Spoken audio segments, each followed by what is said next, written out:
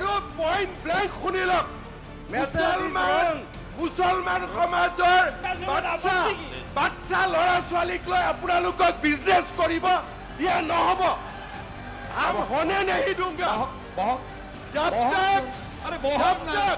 जब तक हिमंता बिस्वा शर्मा जिंदा है तब तक असम में साइल मैरिज আপোনালোকে বহক आप सुन लीजिए আপোনালোকে বহক বিৰোধীৰ আৱাজ বন্ধ কৰা নচলিব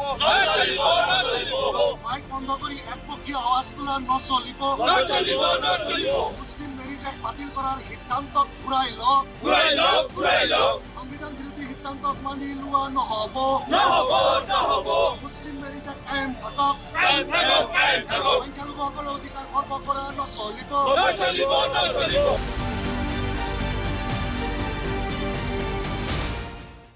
ইতিমধ্যে বাতিল কৰা হ'ল আসাম মুছলিম মেৰেজ এণ্ড ডিভোৰ্চ এক্ট 1935 কি আছে এই এক্টখনত দেখা পোৱা গৈছে যে এই এক্টখনৰ বিৰুদ্ধে দেখা পোৱা গৈছে প্ৰতিক্ৰিয়া চলিছে আৰু বিশেষভাৱে কি ক'ব বিচাৰে আমি কিছু মন্তব্য জানিবলৈ চেষ্টা কৰিছিলোঁ প্ৰথমে চাওঁ আহক মন্তব্য চনাৰ যদি পোষকতা কৰিব নোৱাৰে হেল্থি ডেমক্ৰেচি কেনেকুৱাকৈ আহিব ইয়াৰ জৰিয়তে এইটো প্ৰমাণ হৈছে যে স্বৈৰাচাৰিতা লাহে লাহে আৰম্ভ হৈছে আৰু ইয়াৰ জৰিয়তে সাম্প্ৰদায়িক মেৰু বিভাজন কৰিব বিচাৰিছে আৰু ভোটৰ ৰাজনীতিৰ স্বাৰ্থত হিমন্ত বিশ্ব শৰ্মা ডাঙৰীয়াই কেৱল মুছলমানসকলক ঘৃণা কৰোঁ এই আপ্ত বাক্যহাৰী অসমৰ জনগণ বা দেশৰ জনগণক বাৰ্তা পৌঁছাই দি তেখেতে বিজেপিৰ পক্ষে ভোট আনিব বিচাৰিছে আমি ইয়াৰ তীব্ৰ বিৰোধিতা কৰিছোঁ আজি অসম আৰু দেশৰ জনগণক আমি বাৰ্তা দিব বিচাৰোঁ যে আমি দেশৰ ধৰ্মনিৰপেক্ষ আৰু গণতান্ত্ৰিক সংবিধানখনক শ্ৰদ্ধা আৰু সন্মান কৰোঁ আৰু সংবিধান প্ৰদত্ত প্ৰতিটো অধিকাৰ আমি ৰক্ষা হোৱাটো বিচাৰোঁ মুছলিম মেৰিজ এক্ট আমাৰ সংবিধান প্ৰদত্ত অধিকাৰ মুছলিম পাৰ্চনেল ল আমাৰ সংবিধান প্ৰদত্ত অধিকাৰ আৰু আমি আমাৰ স্বকীয়তা আমি আমাৰ ইমান আমি আমাৰ আশিকা এইবিলাক লৈ চলিব বিচাৰোঁ কিন্তু তেওঁলোকে যিধৰণে আমাক সকলোখিনিৰ পৰা চেপি আনি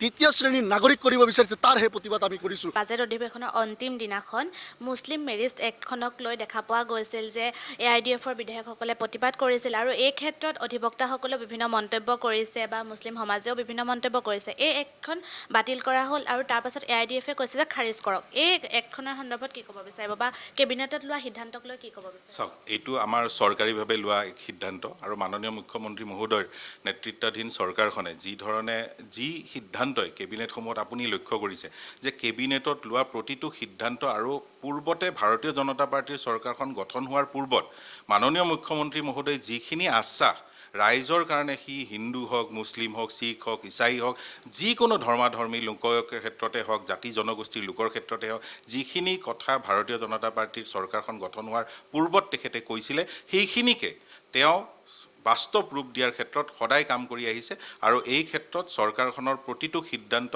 আমি ৰাইজেও শলাগিছে আৰু ৰাইজেও সেইটো শ্ৰদ্ধাৰে আঁকোৱালি লৈছে বিবাহৰ ক্ষেত্ৰত মুছলিম মেৰেজ এক্টৰ বিবাহৰ ক্ষেত্ৰত যিসমূহ নিয়ম নীতি আছে বা নীতি নিৰ্দেশনা আছে এই সন্দৰ্ভত কি ক'ব বিচাৰিব হিমন্ত বিশ্ব শৰ্মাই যিহেতু বাজেটত আপুনি ইতিমধ্যে গমেই পাইছে তেওঁ যিদৰে মন্তব্য কৰিছিলে বা তাৰ পাছত বিৰোধীসকলেও এই ক্ষেত্ৰত খাৰিজ কৰিব লাগে বুলি মন্তব্য কৰিছে কি ক'ব চাওক তাকে মই আপোনাক ক'লোঁ যে মাননীয় মুখ্যমন্ত্ৰীৰ নেতৃত্বাধীন চৰকাৰখনৰ কেবিনেটৰ সিদ্ধান্ত প্ৰতিটো সিদ্ধান্তই বা এই বিলখনক লৈয়ে হওক বা এই আপোনাৰ যিকোনো ক্ষেত্ৰতে মানে তেওঁলোকে যিখিনি সিদ্ধান্ত লয় কেবিনেটত আপুনি যদি লক্ষ্য কৰে যে মন্ত্ৰী মহোদয়খিনি যেতিয়া বহি পেলাই একোটা সিদ্ধান্ত লয় সেই সিদ্ধান্তখিনি কিন্তু সি বসুন্ধৰাৰ পৰা আৰম্ভ কৰি পেলাই যিকোনো ক্ষেত্ৰতে বা আমাৰ সদনত উত্থাপিত যিকোনো এটা কথাই প্ৰতিটো কথাৰ অন্তৰালত কিন্তু সম্প্ৰদায়ৰ ক্ষেত্ৰতে হওক ৰাইজৰ ক্ষেত্ৰতে হওক ব্যক্তিৰ ক্ষেত্ৰতে হওক সকলোৰে কিন্তু সৰ্বাংগীন উন্নয়ন আৰু সুৰক্ষাৰ দিশটো কিন্তু সদায় তেওঁলোক আমাৰ মাননীয় মুখ্যমন্ত্ৰী মহোদয়ৰ নেতৃত্বাধীন চৰকাৰখনে কিন্তু লক্ষ্য কৰি ৰাখিছে আমি যিটো চলি আহিছে আজি কোৰাণ শ্বৰীফত হাদিছত যিখিনি আমাৰ আছে মানে এজন কাজী বা এজন মৌলানাই যদি আমাক নিকাহ নহয় তেতিয়াহ'লে আমাৰ বিয়া নহয় ন তেতিয়া আমি সেইখিনি সমাজত যিটো চলি আহিছে সেইখিনিতো মানিবই লাগিব কাৰণ আমি হাদিছত পাইছোঁ কোৰাণত পাইছোঁ আজি যদি বিজেপি চৰকাৰে তেওঁৰ দুৰ্নীতিৰ কাৰণে আমাৰ ওচৰত এইখিনি এটা গাদ্দাৰ কৰিবলৈ আমি মানি ল'ম জানো প্ৰত্যেকবাৰে অকলে বিজেপি চৰকাৰে মুছলিমৰ ওপৰত টাৰ্গেট কিয় বাৰে মুছলিমৰ ওপৰত টাৰ্গেট আজান বন্ধ মছজিদ ভঙা মাদ্ৰাছা বন্ধ কৰা এতিয়া ওলাইছে আকৌ আমাৰ নিকাহ হ'ব নোৱাৰে এইটো এটা কথা হ'ল নেকি কোনো পদ্ধতিটো আমি মানি নলওঁ আজিলৈকে মানি অহাও নাই আৰু মানি নলওঁ ন গতিকে আমাৰ ওপৰত সেইটো এতিয়া আঘাত কৰি আছে বাৰে আজি যদি হিন্দু সমাজত কয় যে মন্দিৰত গৈ হাত পাক ঘূৰি কেতিয়াও বিয়াখন পাতিব নোৱাৰে, মানি ল'ব জানো হিন্দুৱে? কেতিয়াতো মানি নলয়। তো আমি কেনেকৈ মানি ল'ম? তেওঁৰ ক্ষমতা থাকিলে বুলি তেওঁ ইমান কৰিব নাপায়। বিশেষকৈ জাতি ধৰ্ম লয় ইলেকশ্যনৰ টাইমত তেওঁ বাৰে বাৰে মুছলিমৰ লগত গাদ্দাৰ কৰিব লাগি থাকে। কাৰণটো কি তেওঁ বুজিব? তেওঁ পাইছে কি? তাৰ ফল কি তেওঁৰ? হয় নহয়? গতিকে ইমানো মানুহৰ ক্ষমতা থাকিলে বুলি ইমান কৰিব নাপায়। বাৰে বাৰে মুছলিমৰ ওপৰতে টাৰ্গেট। আমি মুছলিমে কি কৰিছোঁ? যি নেকি আমি মুছলিমে ভোট নিদিলে তেওঁ এখন চৰকাৰত ৰজা সাজি বহি থাকিবই নোৱাৰে। ভোট দিছে কাৰণে বহি আছে। আকৌ কালি মন যাব ক'ব মুছলিম ভাল, মুছলিম এনেকুৱা। গতিকে ইমান বুদ্ধি কেলৈ কৰি আছে? অকলে হিন্দু মুছলিমখিনি আমি ইমান ধুনীয়াকৈ অসমত চলি থাকোঁ, ইমান ধুনীয়াকৈ একতা হৈ চলি থাকোঁ, কিন্তু তেওঁ আহি আকৌ আমাক এখন যুদ্ধ কৰি দিয়ে। নেপায় নহয়। তেওঁৰ ক্ষমতা থাকিলে বুলি তেওঁ অকণমান ভাবি চিন্তি কাম কৰিলে ভাল লাগে। দেখা পোৱা গৈছে যে মুছলিম মেৰেজ এক্টখন কেবিনেটত বাতিল কৰিলে। তাৰ পাছতে দেখা পোৱা গৈছে যে আকৌ খাৰিজ কৰাৰ বাবে AIDF-এ প্ৰতিবাদ কৰিছে। এই এক্টখনক লৈ কি ক'ব বিচাৰিব? মুখ্যমন্ত্ৰী ডাঙৰীয়াৰ যি নেতৃত্বত বাতিল কৰা হ'ল, এই এক্টখনক লৈ কি ক'ব বিচাৰিব? আইনী কথা এইবিলাক, আইনী কথা। আৰু এতিয়া আমি ৰাজনীতিৰ ইলেকশ্যন সমাগত, গতিকে সেই ক্ষেত্ৰত আমি বেছি দৌৰি আছোঁ। আইনী কথাত বেছি নোসোমাওঁ, সেইবিলাকৰ বিষয়ে আমিও বেছি কমেণ্টছ দিব নাবাঢ়োঁ, বেয়া নাপাওঁ। This Assam Muslim Marriage and Divorce Registration Act of 1935 enabled the appointment of Muslim marriage and divorce registrar. One of the appointment criteria, the recent appointment criteria, was that person should have a madrasa degree, which is called FM. So this entire 1935 Act, the gist of the Act is that it enabled registration of Muslim marriage. So any person who got married or who got divorced can get their marriage or divorce registered under this Act, under a Muslim marriage and divorce registrar. So there were 94 registrars under this Act. What the government has done, the government has repealed this Act. Now, the implications of this repeal will be that this 94 registrar who used to register Muslim marriages, these registrars will not be there now. One of the claim that is being given by this government is that they have repealed this act to completely abolish child marriage. Now, the contention of the government is that according to Section 8 of the Act, of the 1935 Act, which enabled lawful guardian to register marriage of their minor children. Now, what the government could have done is just amend this Section 8 of this Act. Now, this Act by itself is not allowing child marriage, but the registration of the marriage through the lawful guardian. There is already an Act which prohibits, if the government really want to abolish child marriage, they should implement the 2006 prohibition of Child Marriage Act in a proper manner. That act is already there.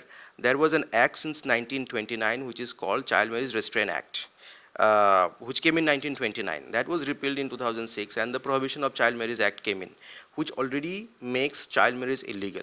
Now, if the government thinks that this act is going to help them curb or as the government say that it completely abolish child marriage, I don't agree with this with the argument put forward by the government. Because, for example, there is already an act which abolishes, which makes child marriage illegal. And two, what will now happen is that there are no Muslim registrar now. Where will the Muslim marriage get registered? The government is saying that it will get registered under the in the district commissioner office under the Special Marriage Act. Now, under the Special Marriage Act, one of the criteria is a 30-day notice. A long list of documentation is required. Income proof, which requires passbook, which is a residential proof. Now, please tell me, how will a person who resides in faraway villages will come to Guwahati, give a 30-day notice, and then submit a long list of documents and get their marriage registered? So, one, the implication of repealing of 1935 Act will be that, one, it will substantially reduce registration of Muslim marriages and divorce. And two, it will make the purpose of this government, the so-called purpose of this government, that it will completely abolish. I don't think that is going to happen. Rather, sadly, I believe that it is only going to increase the child marriage, because now that field is wide open the Muslim marriage and the registrar, the 94 registrar were also de facto, they were solemnizing the Muslim marriages. So at least there was some accountability. Now the solemnization of Muslim marriage will be done by anyone and everyone, because this authority is gone now. So that will eventually increase the child marriage and not decrease the child marriage. কেবিনেটত লোৱা এই সিদ্ধান্তৰ পাছতে দেখা পোৱা গৈছিল যে বিভিন্ন প্ৰতিক্ৰিয়াৰ সৃষ্টি হৈছিল আৰু উত্তাল হৈছিল সদন, যিহেতু বাজেট অধিৱেশনৰ পাছতে দেখা পোৱা গৈছিল যে বাজেট অধিৱেশনৰ শেষৰ দিনাখনো AIDF-এ প্ৰতিবাদ সাব্যস্ত কৰিছিল খাৰিজ কৰক এই এক্টখন। আৰু এই ক্ষেত্ৰত তেওঁলোকে মন্তব্যত কৈছিল যে নিৰ্বাচন কেন্দ্ৰিক কিছু কথাৰ বাবে কিন্তু এই এক্টখন বাতিল কৰিছে, এনেও কিছু মন্তব্য কৰিছিল। আৰু ইতিমধ্যে আপোনালোকক শুনালো বা চালে আপোনালোকে AIDF-ৰ প্ৰতিবাদ কৰিছিল যিহেতু এছেম্বলি, তেতিয়া তেওঁলোকে কি কৈছিল সেই মন্তব্য আমি ইতিমধ্যে শুনালো। আৰু এই ক্ষেত্ৰত দেখা পোৱা গৈছিল অধিবক্তাৰ জৰিয়তেও আমি জানিব চেষ্টা কৰিছিল এই এক্টখনৰ বিষয়ে, আৰু মোক সহযোগ কৰিছিল এই ক্ষেত্ৰত নিতুলৰ সহযোগত ডিষ্ট্ৰিক্ট বৰ্ডলৈ ৰিপৰ্ট দি আছাম ট্ৰিবিউন।